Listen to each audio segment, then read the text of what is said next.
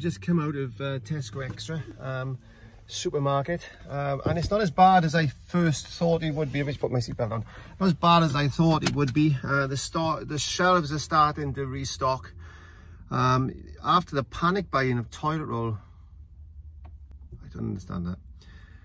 I'm taking this matter very, very, very seriously, and I know I put a few posts on making a few jokes and one thing or another, but in the face of adversity, the best thing you can do is just laugh and carry on, because this particular virus outbreak, COVID-19, is going to be with us for the rest of our lives. So it's just a matter of giving it time, giving the authorities time to find an anti-vaccine for it. So it could take up to 18 months. So the fear that's been brought on by public hysteria has made people panic buy. And what you've got to do, in my opinion, is get prepared. Preparation is the key. I think preparation is the key, and getting the things that you think that you need, and a very practical. I don't understand toilet paper, but you know, it's an airborne respiratory virus that it's got no. I just don't understand toilet rolls. So what I've done is I've gone around this morning and started to prep for a few things that I think that if for any reason I had to self-isolate, or my wife had to self-isolate, or even if our house was in lockdown, let's say, because that's what we've got to do. The initial stages is if you were feeling ill or unwell, you know, you ring 111, self-isolate, shut down the house, and start thinking about yourself and your partner and your children. And even though it's difficult, this is going to be part of our lives now, and I think it's important that we stay prepared for this. Even as far as having a stock of food in case we are in the house and we're stuck there for 2 weeks. So it's important that we keep a mind on that, and making sure that, you know, everything is functioning, that we've got. The water's not going to turn off. We're not going to run out of power and water, you know.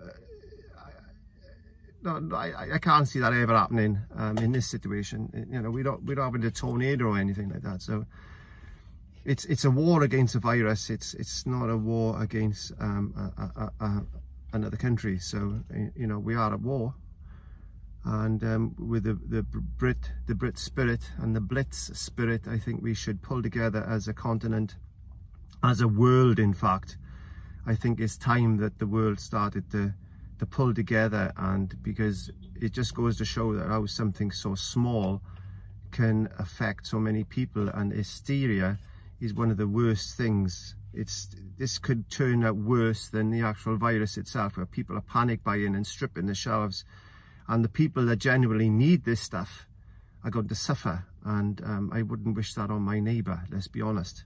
Anyway, I'm going to make my way home now, because I've been to Aldi's, I've been to Lidl's, and I've been to Pound Stretchers, I've been to a couple of cheaper shops, I've been to Tesco's, I've been to a health food shop. So I picked up a few resources that I think that I would need, and something that I could put away and as a preparation, just in case of these things happening. And I know this is not me panicking, this is me getting prepared just in case of eventuality.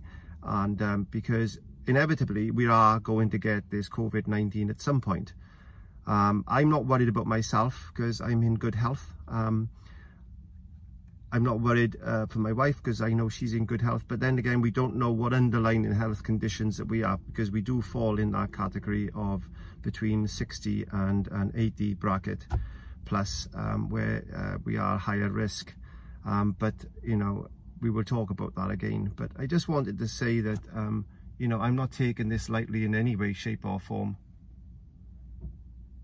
I'm not taking this lightly in any way, shape or form. And yeah, it's good to laugh in the face of adversity, because that keeps the spirit up. But on the other hand, take things very, very seriously. So I'm going to go home and let's have a look at what I've managed to purchase today, and see if it can give you a couple of ideas as well. So start prepping and be prepared.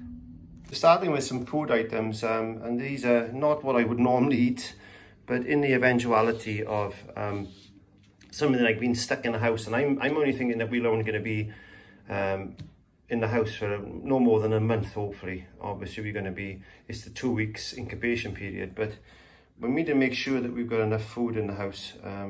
So I got some tin ham, which I'm going to be buying more of. I've also got some tin potatoes.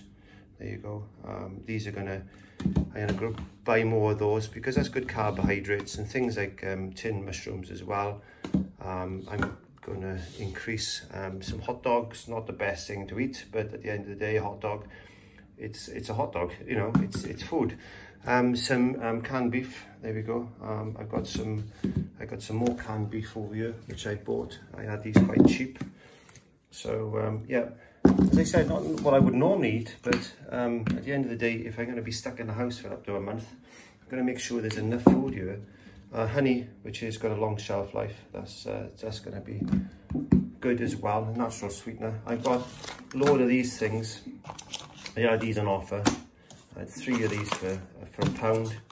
So these are all sauces that I can mix with my chicken, because I bought, and I always got a high stock of frozen chicken anyway, so that's pretty good. My freezer's pretty full. I've also bought some almonds as well. Again, good source of protein, good for snacking on. Good vitamins and minerals in there. I bought some crisp bread as well, just in case we run out of bread or we can't get any bread. At least we can have some sort of carbohydrate there. Okay, let's put that there. That's the food. I bought 2 packs of those. I've also bought some lentils. Again, very good. Good protein and everything in that. Make some lovely meals with that. There we go. I brought some ground turmeric. There we are. That's for flavouring, and turmeric is pretty good as well. It's an old thing that's been around since Egyptian times. And I've got some of these tinned pies. Again, there's another meal there, in conjunction with some frozen veg that I bought in the freezer. I bought some noodles. Again, not the ideal thing for diets and things, but if we got to survive, then we've got to survive. At least there's a chance that we've got a little bit of carbohydrate there, and that's freeze dried, so they've got a long shelf life. I've also bought some pancake mixes as well, because they'd be nice for breakfast or something like that. There you go. We can make some pancakes, and if there's any pancakes over, we can freeze them. So, I bought some porridge oats. There we are. Bought a big bag of porridge oats as well. And as you can see there, I've got some kitchen toilet rolls. Not toilet rolls, but they're kitchen rolls, hand rolls, which can be cut to use as toilet rolls if we need them. But I would imagine if we were blowing our nose a lot, we're going to be needing some sort of tissues. In conjunction with that, when I say blowing your nose a lot, I've actually bought these. These are going to go by the side of our bed as our if we have to go into isolation, basically. So if either myself or Jane gets this COVID-19 and we've got to isolate ourselves in the bedroom, then we're going to need certain things in the bedroom to keep things functioning. So I'll show you what I'm going to be putting in a drawer on another video, but I got some paper handkerchiefs. I've also got some of these baby nappy sacks. There we go. And that's to put the tissues in after you've blown your nose. So you can wrap them up and just dispose of them straight away. I've got some disposable plastic gloves, basically, like surgical gloves. They're going to be really handy. I'm going to use a couple of them in the car as well if I go out. If this virus spreads to a point where, you know, you've got to wear these things, and I've got them anyway. I've got some distilled white vinegar mixed with some lemon juice, which I've got. That in a pinch is good as like an antiseptic or a disinfectant that we can wipe the surfaces down, and we can soak them in these then as well, just in case we've run out of things like this. There we go. These are pretty good at the moment. They were in short supply, but I've managed to get a few. They're always handy. They're going to be kept just in case we have to wipe down surfaces if we're isolated. Again, some toilet wipes for behind, some more multi-surface wipes. There we go. And I'm looking into having our own toothpaste as well. So if we self-isolated, we could have our own toothpaste. There you go, that's one for me, one for Jane. I've also gone to the problem of buying separate toothbrushes as well. So we can have one each, and we separated, color-coded. Didn't notice that before. Also got some traditional soap. And there we go, this is coal tar soap. Again, very good antibacterial soap. One of the best old time things. I can remember having baths in that when I was a child. Don't like the smell of it, but I know it's really good. So coal tar soap, again, a very good thing to get as well. I've also got some ibuprofen and some paracetamol there as well. Better to have it than not need it, than need it and not have it. We never know. We might have a temperature or a swelling, whatever. It's good to have them, that's what I say. Got some mints as well, just in case we got dry mouths and we need to chew on something.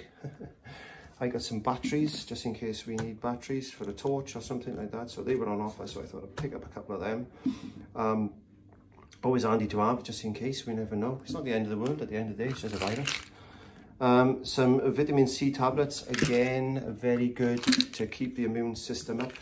And I've got some vitamin D tablets as well, and that goes in conjunction with some olive leaf extract, which is good for the immune system.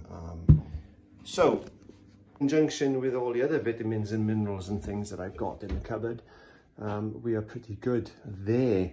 And as I said, my freezer is well stocked as well. So I've got loads of vegetables and things in there, all frozen, which I'm just rotating. I'm just keeping it topped up. I'm not panic buying, I'm just keeping my stock topped up. I got chicken, I got salmon, there's loads of chicken in there, and I got some ready meals that I've made there. And again, like I said, bits of bread that I've frozen, some microchips, and these are all used on a day-to-day basis. Not panic buying, just topping them up and making sure enough food in the house in case we have to isolate for 2 weeks, and that's what I'm expecting. I'm expecting us to get possibly contract this COVID-19, and we're going to be isolated basically for 2 weeks. So I'm going to make sure I've got a stock of everything in the house now for at least 4 weeks. So at least we don't have to panic when the inevitable is going to happen, because it is going to, we are going to pick it up at some point, whether it's now or whether it's in 6 months' time. It's inevitable. So the good thing is to prepare and don't panic. That's all I'm going to say, prepare and panic. It's no point panic buying now, because, hey, you know, it might not happen. But if you've got the preparations in place, then there's less stress. And if there's less stress, you're not going to be so ill. And then you can recoup and recover in a good way, and hopefully come through this nasty virus. And fingers crossed that we can only get it once, maybe. I don't know. We'll see what happens. There you go. That's it. Finished. I'll go through another video of my little kit, which I'm going to put, my isolation kit I'm going to put together as well. So that might help. So until then, I shall talk to you in the future, I expect. I don't know. Let's see what happens. Okay, thank you very much for watching. Don't forget to click the subscribe button, and I will see you next time. Bye.